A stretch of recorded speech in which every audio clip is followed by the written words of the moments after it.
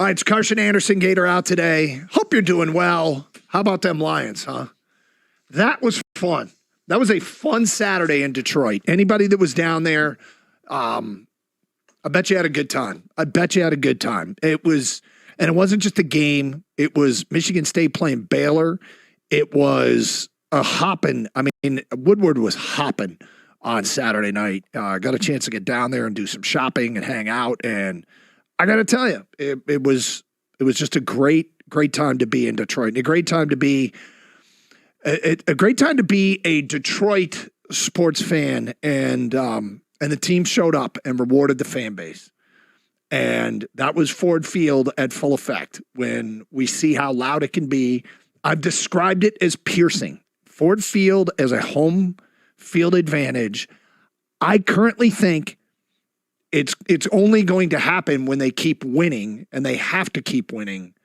But I think it has potential to be the top home field advantage in the NFL, and I think it probably already is in the top 5 or 6 because it is so loud, and it makes opponents. It's a tough place to play. It's absolutely a tough place to play. And the one thing that is perhaps unique this year is this is the season. It feels like the Lions kind of announced their presence. Everything is new. Everything is fun. Watching it from the perspective of being on top for the first time in 30 years in this division is such a foreign feeling. It gets that natural energy from that the first time provides. The first time your team makes a run, right? The first time that the Tigers went to the playoffs. The first time that the Red Wings went to the playoffs before their streak. The first time Tom Izzo took a team to the Final Four. The first time Harbaugh won a Big Ten. The first time you go through this stuff, it's always got a natural energy that everybody wants to be a part of, where there's not a sense of entitlement. There's a sense of excitement, a sense of anticipation. And it doesn't get matched the second, third, and fourth time. It's still absolutely awesome.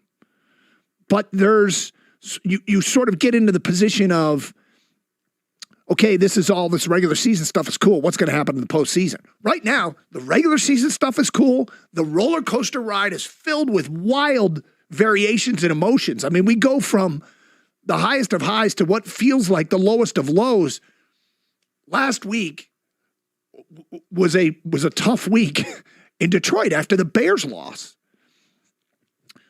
But we're rookies at this. We're not veterans at this, and we're experiencing this for the first time. And I think it's anybody that, all the fans along for the ride, whether you're watching at home or you're going to the games, it's so much fun. And I always think the first time's the best time.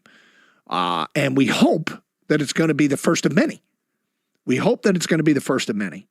There's no guarantees, because the last time the Lions were in a position like this, we thought it would be the first of many. It was being billed as being the first of many. It was Detroit and Dallas. We're going to run the NFC through the 90s. And it was partially right. Dallas ran the NFC.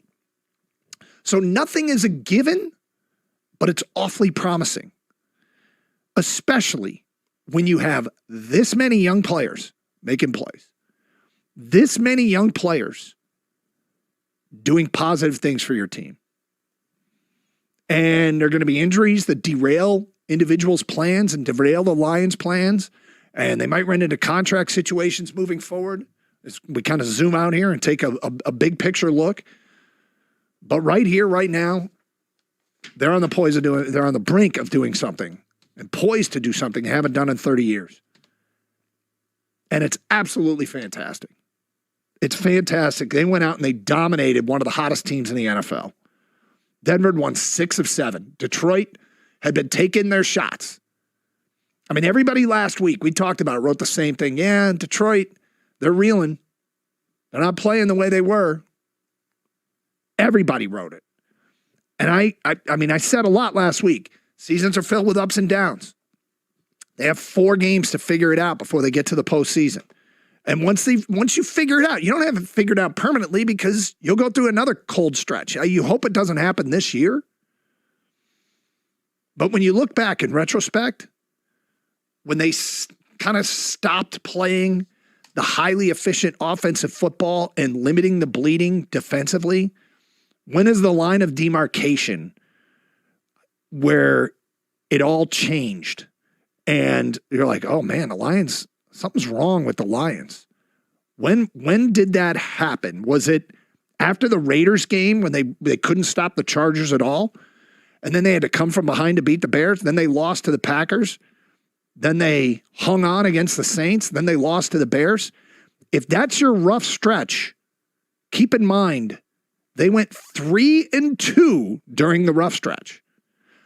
Now, does the Bronco game mean they've completely pulled out of it and this is who the Lions are going to be the rest of the way? There's no guarantees.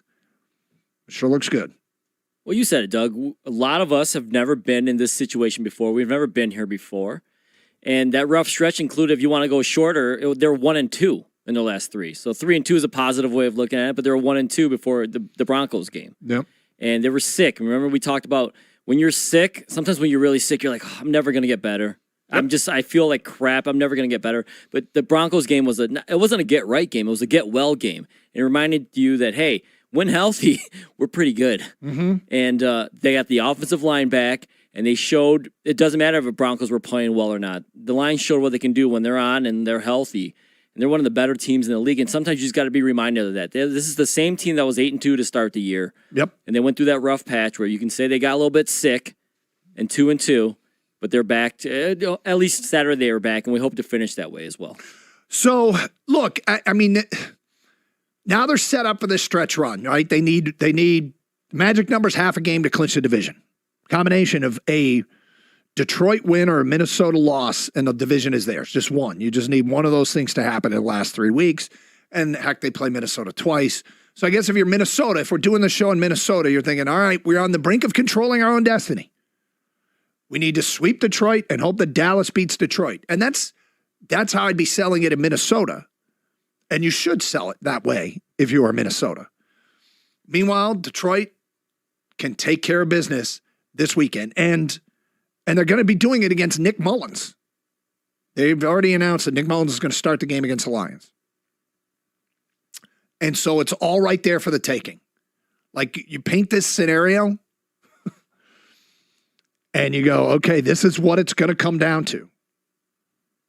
And you just got to love the Lions' chances to win the division. And I don't hate the Lions' chances to be the number 2 seed. I don't hate them. I don't hate their chances of being the 2 seed. The 1 seed could get interesting. San Francisco schedule, they talked about at the end of the morning show with Baltimore and a Rams team that might be desperate, could call into question and open up the door for a team that runs the table. But the Lions it would make some sense to try and run the table. It makes some sense. Yeah, I'm not shutting the door on the 1 or 2 seed. I mean, 2 seed seems, of course, a little bit more likely or possible. Yep. The 3 seed or hosting a playoff game, to me, in my mind, we're locked in. So I'm not worried about that. I'm getting a little greedy till someone tells me we can't get the 1 or 2 seed. That's what I'm going to root for as a fan when we do the scoreboard watching and things like that. Yep, which means go Seahawks. Go Geno Smith. Yep. Let's get it done tonight. We can do the fun stuff that you get to do from the top is watch a Monday night game that your team's not playing, and it kind of feels like they are. Because if Seattle wins, Detroit controls its own destiny for the 2 seed, which is wild. Absolutely wild.